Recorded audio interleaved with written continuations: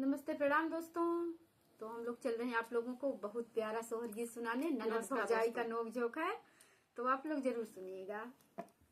मचिया बैठल मोरिया माँ सुनाऊ हमारी बतिया, सुनाऊ हमारी बतिया हो।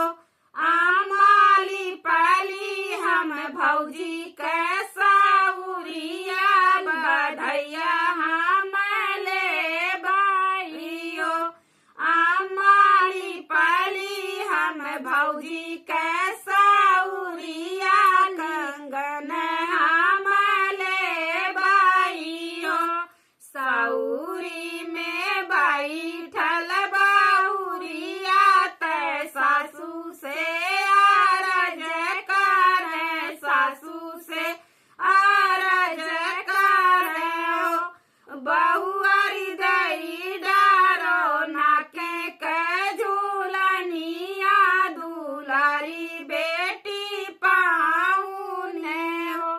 बहुआरी दई डारो सोने के कंगनवा, दुलारी बेटी पाऊने हो। एतनी बचनी बहुआरी सुनानी, सुनाहू नाही पावे, सुनाहू नाही पावई हो।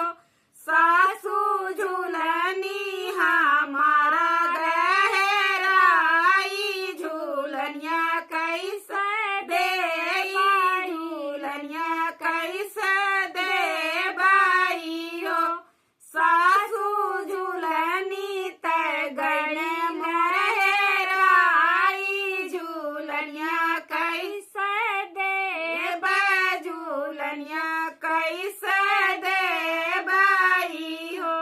दुआरा पर बैठल बीरन भैया, सुनाऊ हमारी बतिया, सुनाऊ हमारी बतिया हो।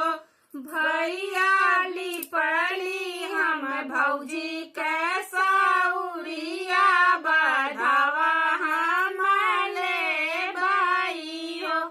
भैया लिपली हम भौजी कैसा उरिया, बधावा हम ले बाई हो। सौरी में बैठल धनिया, तै पियावा आरज करे, पियावा आरज करे हो। धनिया दैना देत्यू नाकी के झूलनिया, दुलारी बहिनी पाहुने हो। धनिया दैना देत्यू नाकी के झूलनिया, दुलारी बहिनी पाहुने हो। एतनी बचन धाना सुननी, सुनाही नाही पावे, सुनाही नाही पावई हो। पिया झूलनी हमारा गहराई, झूलनिया कैसे दे, झूलनिया कैसे दे बाई हो। पिया झूलनी तै गई मरहराई, झूलनिया कैसे दे बाई, झूलनिया कैसे दे बाई। चुप रहे बहिनी, चुप रहा, मन में धीरज धारा, मन में धीरज धारा हो। बहिनी करब हम दूसर बियाहवा, झूलनिया पहिराई, झूलनिया पहिराई बो। एतनी बचन धाना सुननी, सुनाऊ नाही पावे, सुनाऊ नाही पावई हो।